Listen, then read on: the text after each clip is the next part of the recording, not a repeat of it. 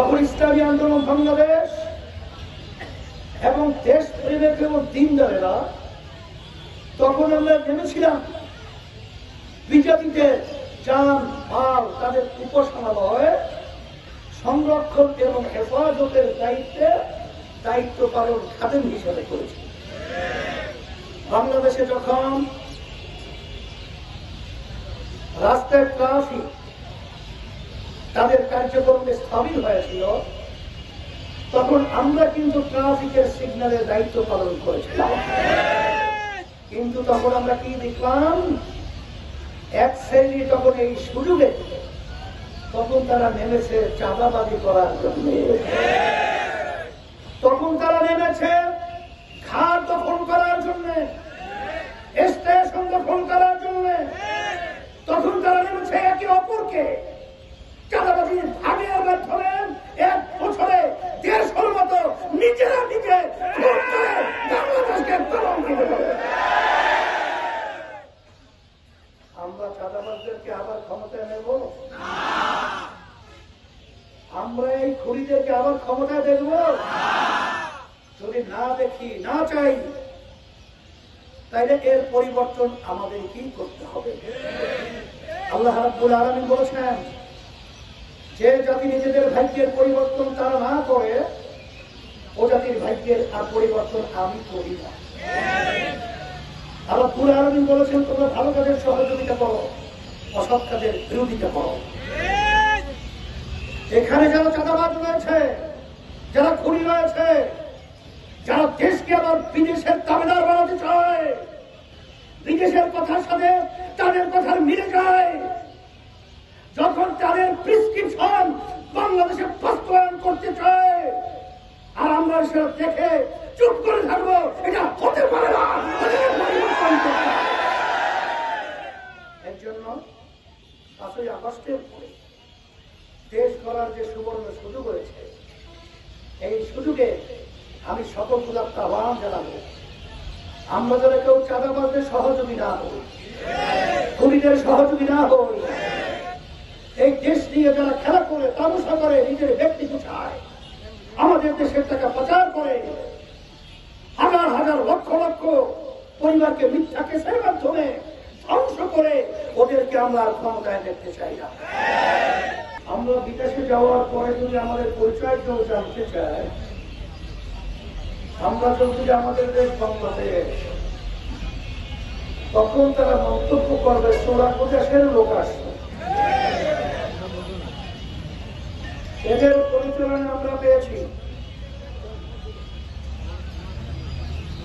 হাজার হাজার মায়ের কোন সন্তান হারা হয়েছে। এদের পরিচালনা আমরা পেয়েছি, এদেশের টাকা পাচার করে কানাডা সহ বিভিন্ন জায়গায় বেগুন পাড়া তৈরি করেছে। সদ্য প্রধানমন্ত্রী কয়েকদিন আগে প্রথম আলো পত্রিকার রিপোর্টার করা দেখেছেন, বছরেছেন 3টা দেশের মধ্যে তার একার প্রায় 620টার মতো শুধু বাড়ির সন্ধান পাওয়া, 5,700 কত কোটি টাকার বাড়ি তার মূল্য। এই টাকা কি তার বাপের টাকা? এই টাকা তো আমাদের বাংলাদেশের জনগণের কষ্ট অর্জিত টাকা। ক্ষমতার চেয়ারে বসে আমাদের টাকা পাচার করে দেশকে দেউলিয়ার পথে নিয়ে গেছিল। এই যশোর থেকে ছাকে আমার ভাইরা, সেই চরমের মাহফিলে বাস এই পরিমাণ যেত, আমার এখনো সেটা চোখে, এখন আমার মনে।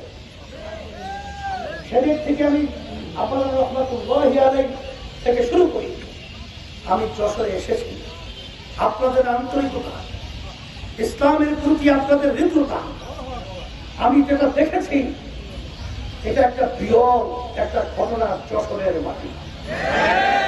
সেই হিসেবে আমি বলবো যে আমরা মিথ্যুকদের, জালেমদের, চাঁদাবাজদের, খুনিদের, টাকা পাচারকারীদের আমরা সহযোগিতা আর করব না। এর পরিবর্তন করতে হলে যেহেতু 5ই আগস্টের পরে একটা ক্ষেত্র তৈরি হয়েছে, এই ক্ষেত্রে ফসল ঘরে উঠে নেওয়ার জন্য কি পরিবেশ লাগবে না? এই পরিবেশের জন্য ইসলামী আন্দোলন বাংলাদেশ আমরা আগে থেকেই ঘোষণা করেছিলাম যে আল্লাহর রহমতে এবার নির্বাচন ইসলামের মধ্যে বাক্স থাকবে একটা। সেভাবে আমরা চেষ্টা করছি এবং আলহামদুলিল্লাহ বড় ভালো দেখা যাচ্ছে। সেই সময় ভাইদের প্রতি আহ্বান জানাবো, মাঠ যদি খালি থাকে সেখানে আগাছা জন্মায়, আর আমরা যদি সেখানে চাষাবাদ করতে পারি সেখানে ফসল জন্মাবে, আমরা ফসল ঘরে নিয়ে আসবো, আর বাংলাদেশের মানুষ শান্তি পাবে, সোনার একটা দেশ পাবে।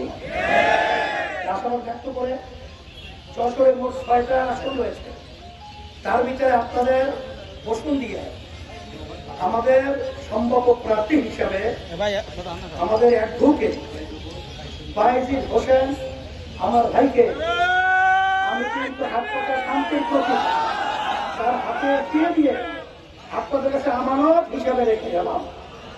আল্লাহ রাব্বুল আলামিন ইসলামের পক্ষে, দেশের কল্যাণের পক্ষে, মানবতার কল্যাণের পক্ষে আল্লাহ যেন তাকে কবুল করে নেয়।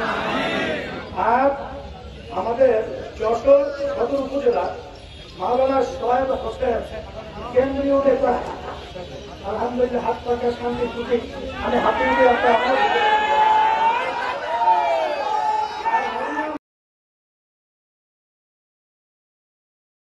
ওয়ালটন এখন দেশের সীমানা পেরিয়ে পৌঁছে গিয়েছে 50টিরও বেশি দেশে। ওয়ালটন, ঘরে ঘরে বিশ্বজুড়ে।